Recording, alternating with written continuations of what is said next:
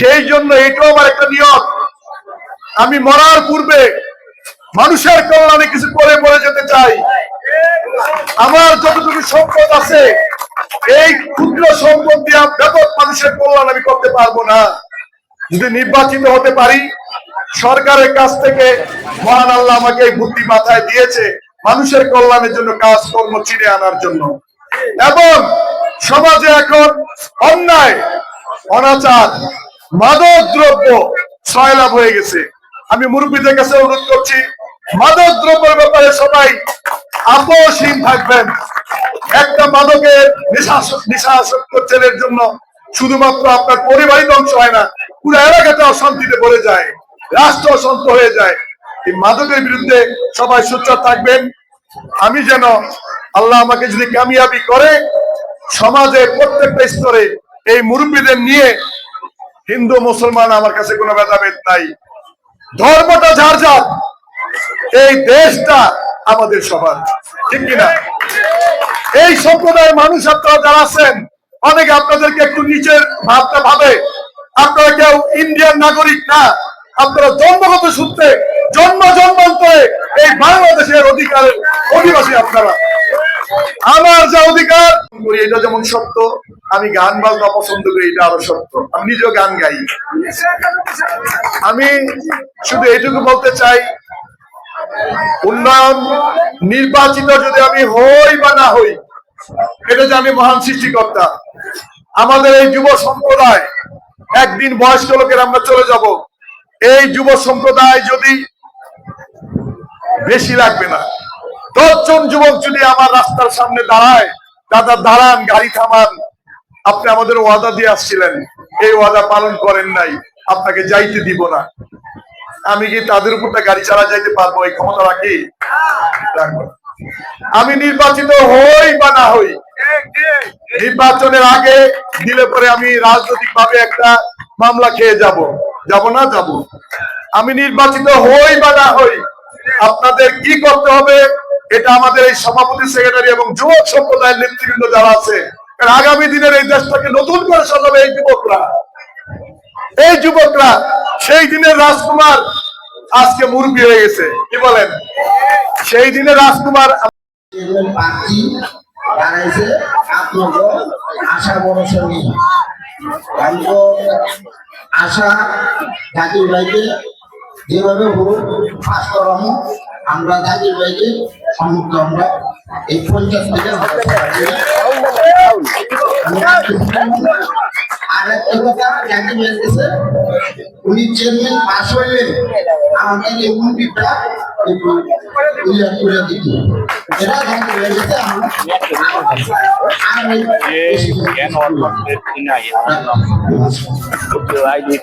মন্দির বানার জন্য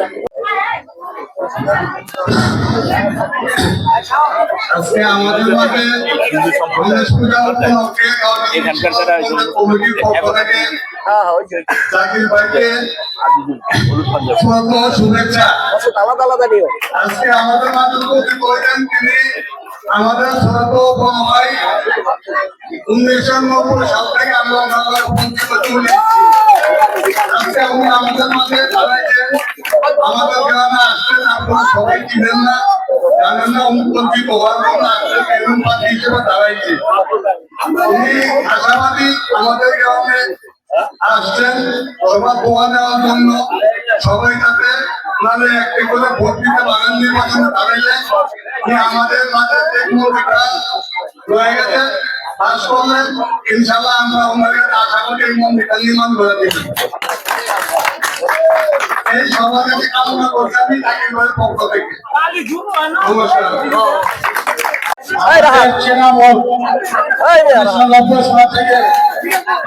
আমরা জাকির এবং যখন ক্যারিগঞ্জ একটা ছিল তখন থেকে আমাদের সাথে আমাদের পরিচয়।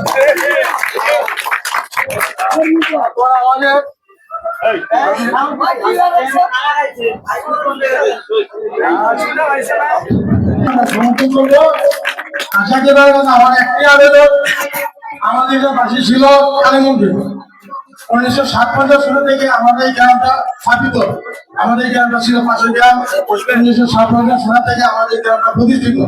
আমাদের গ্রামটা মন্দিরটা এখানেই ছিল, ভেঙে যাওয়ার পর আমরা ওখানে সাহায্য করছি। এটা আপনি দেখেছেন, এটা সার্বজনীন দুর্গা মন্দির। এটা আপনার নজর রাখবেন, আশা করি এটা আপনার নজর রাখবেন। এই দাবিটা আমাদের, না বলতে এই দাবিটা আমাদের। এগুলো আমার বক্তব্য শেষ করছি। নমস্কার। অনেক বছর হয়েছে আমাদের টাকা দিয়ে মন্দির হয়েছে, কারোর সাথে আমরা কোনো অনুদান পাই নাই, আজ পর্যন্ত পাই নাই। যার জন্য আঙ্কেলের কাছে গেছি, আমার এক বন্ধু আছে, আমরা যুবক সমাজ যা আছি সবাই গেছি, যার পরে বললাম বিস্তারিত ঘটনা যে আঙ্কেল আমাদের একটা মন্দির হয়, আপনি কিছু পাশ করে দিতে পারি, আমাদের মন্দিরটা আপনি করে দিবেন। ওরা বলছে ঠিক আছে, আমি যদি পাশ করি আপনাদের তোমাদের মধ্যে পরের দিন আমরা কাজ করবো। আমরা এই জন্য ওনাকে সাপোর্ট করতেছি। আমরা মুরব্বীদের সাথে কথা বলতে বলছি, আমাদের মানব প্রধান আছে,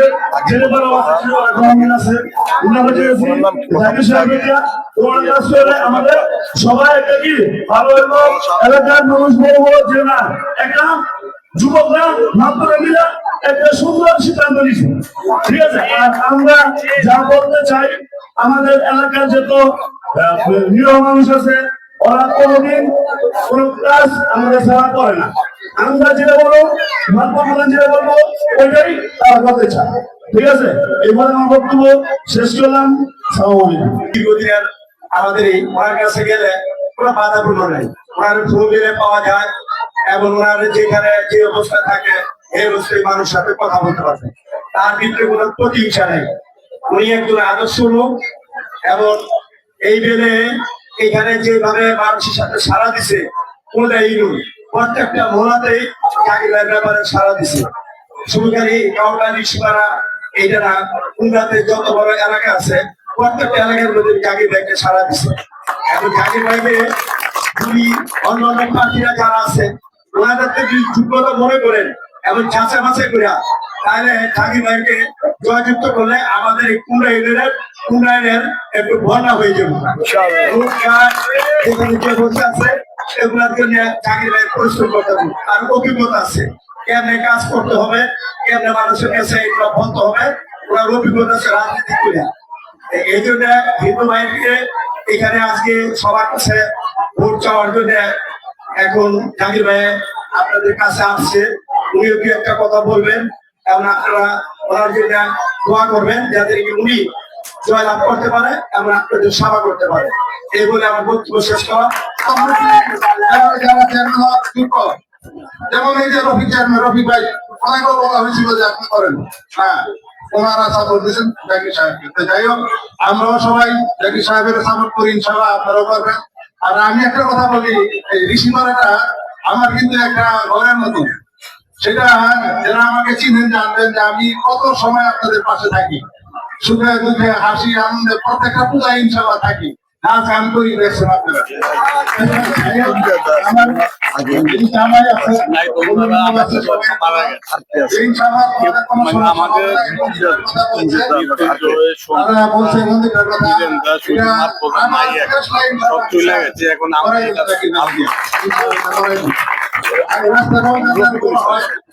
এই গাড়ি যাতে ঢুকে এই ব্যবস্থা করতে পারবেন, আপনার কাছে অনুরোধ রইল।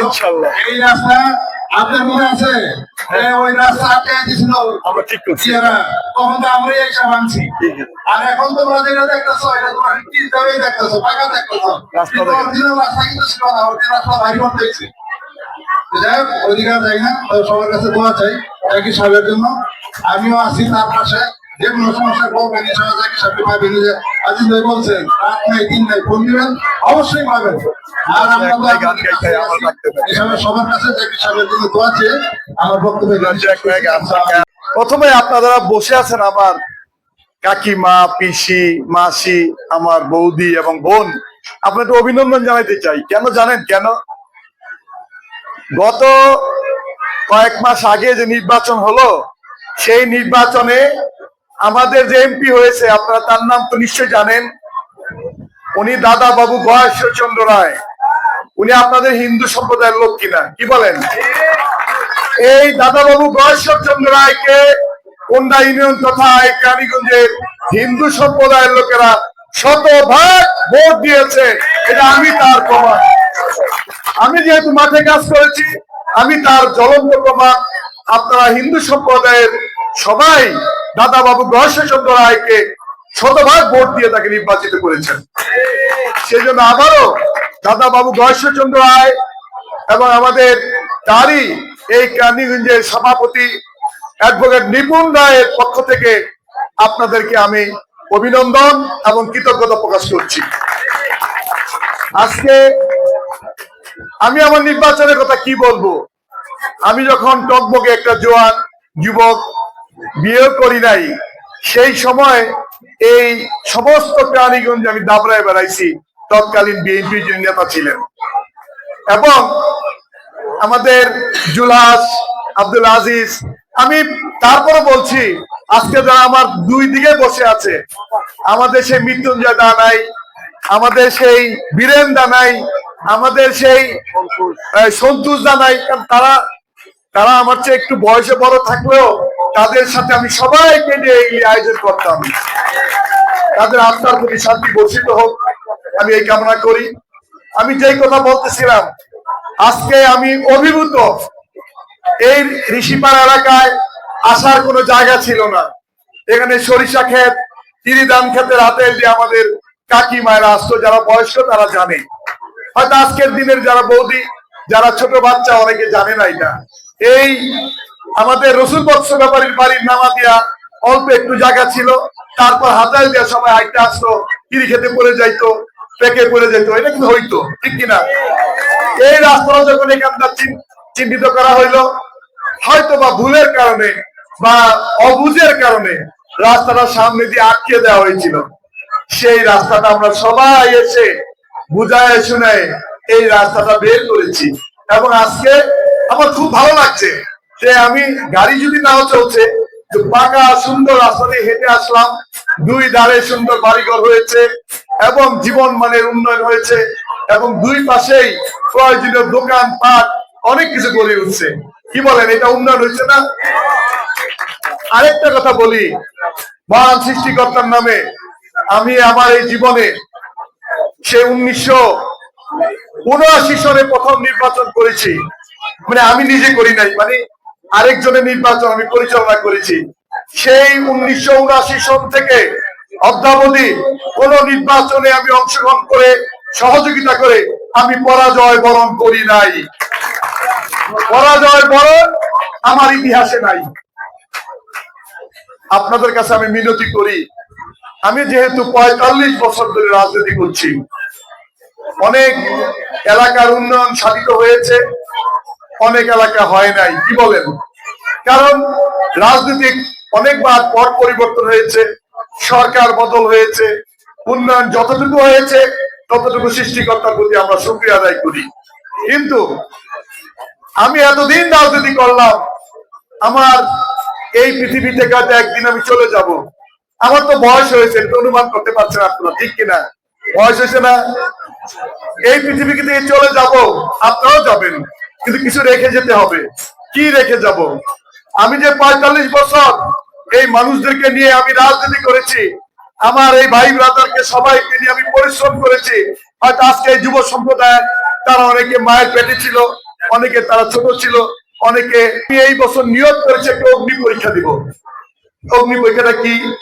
আমাকে কতটুকু পরিমাণ ভালোবাসে, আমাকে ভোট দিয়ে নির্বাচিত করে মহান সৃষ্টিকর্তার প্রতি আমি কৃতজ্ঞ। আর যদি মহান সৃষ্টিকর্তা আমার এই নসিবে কামিয়াবি না লিখে থাকে, তারপর আমি কৃতজ্ঞ তার প্রতি। কেন? আমার এই বয়সে আমি যা করেছি মানুষ তার সঠিক মূল্যায়ন করেছে, ঠিক কিনা? আমি অকৃতজ্ঞ হব না, কারো প্রতি কোনো বিরাগ ভাজন হব না, কারো প্রতি কোনো রাগ হব না। আজকে আমি শুধু একটি কথা বলতে চাই, উন্নয়ন করবে আমার দাদা বাবু গয়েশ্বরচন্দ্র রায়। 5 বছরের জন্য উনি নির্বাচিত হয়েছেন, ঠিক কিনা? আমি বিশ্বাস করি আমার চাইতে হিন্দু সম্প্রদায়ের দাদা কাকা যারাই আছে, তারা যদি দাদার বাড়িতে গিয়ে বলে যে কাওটাইল পূজা মণ্ডপের সভাপতি সুধন বাবু, সাধারণ সম্পাদক আমাদের রাজকুমার, এরা আসছে, দাদা একটু গঞ্জি পরে দরজা খুলে দিয়া আসো, এটা বলবো না? না কি বলেন, বলবো কিনা? তাহলে রাজনীতিতে দাদা বাবু গয়েশ্বরচন্দ্র রায় সংসদ সদস্য নির্বাচিত হওয়ার কারণে আপনাদের উন্নয়নের পথ অনেকটা আগায় গেছে। আল্লাহ যদি আমাকে কামিয়াবি করে, দাদা বাবু গয়েশ্বরচন্দ্র রায়ের সহযোগী একজন যোদ্ধা হিসাবে এই কোন্ডা ইউনিয়নের বিভিন্ন সমস্যা এবং কাজের অবশিষ্ট কাজের কথা আমি বলতে পারবো, ঠিক কিনা বলেন? সেই জন্য আমি এই অগ্নি পরীক্ষা দিতে চাই। এত বছর রাজনীতি করলাম, আমার দাদা বাবু গয়েশ্বরচন্দ্র রায় জীবনে এই প্রথম মাননীয় সংসদ সদস্য হয়েছেন, ঠিক কিনা? ওনার আমলে এমন কিছু কাজ হয়ে যাক যাতে দাদার নাম থাকে। দাদাও তো একদিন পরকালে যাবেন, যাবে না? দাদার পাশাপাশি যদি আমরা থাকতে পারি, আমরা সকলে থাকতে পারি, সেই ক্ষেত্রে আমাদের নামটাও দাদার পাশে থাকবে যে অমুক লোকেরা ছিল, তাদের আমলে এই উন্নয়ন হয়েছে। আপনাদের কাছে আমাদের যারা আছেন মুরব্বী, বিশেষ করে আমি মহিলাদের কথা এই জন্য বলছি, বাংলাদেশের অর্ধেকের বেশি ভোট হয় কিন্তু মহিলা। আপনারা ঘরের অর্ধেক না, আপনারা ঘরের 12 আনা 14 আনা করছি। আপনারা যদি আমার কাকাকে বলেন যে ওই যে জাকির নামে একটা ছেলে আসছিল, একটা লোক আসছিল, মনে হয় ছেলেটা ভালো, ওরে ভোট দিও, তাহলে নিশ্চয়ই কাকির কথা কাকা রাখবে, রাখবে না? আপনারা যে আপনার সন্তানকে বলেন, মনে হয়েছে, আপনি তো আমার ভালো সম্বন্ধে কিছুই দেখেন নাই, তাই না? অনেকে দেখেন নাই, মনে হয়েছে ছেলেটা ভালো, তারে আমার ছেলে সন্তান তোর ভোটটা দিও, তাহলে আপনাদের কথা অনেক কার্যকর হবে না? একদিকে স্বামী শুনবে কথা, আরেকদিকে সন্তান শুনবে কথা, আরেকদিকে আপনার প্রতিবেশীরা শুনবে আপনাদের কথা। আমি বেশি আর সময় নষ্ট করতে চাই না।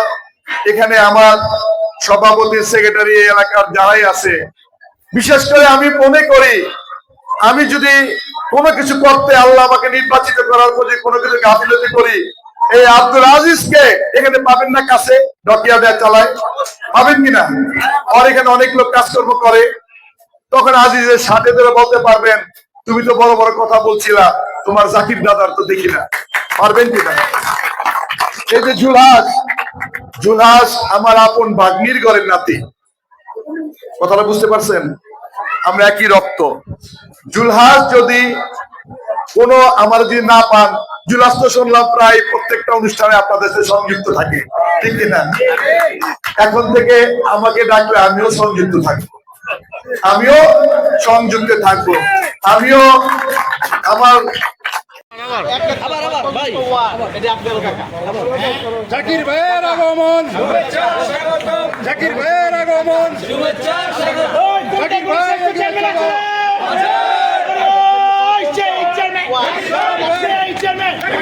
আমরা সবাই দেখাই দিব সারা কোনটা বুঝেছে, সবাই বলে এবারে যাবে, শিউরে যাবে, যোগ্য নেতা, যোগ্য প্রার্থী, আমরা বলি গ্রামীণ গায়ের সবাই বলে দেখাই দিব আমরা কারা, তোমরা কারা।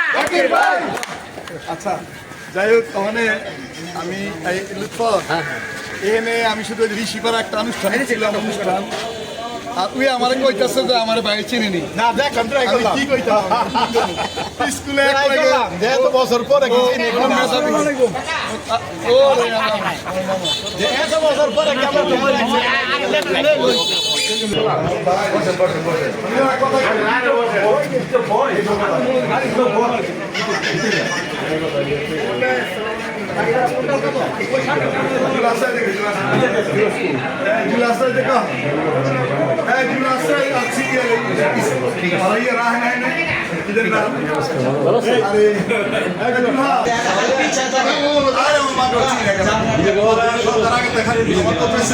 যদি সুন্দর মানুষ যদি হচ্ছে যারা সবাই জানে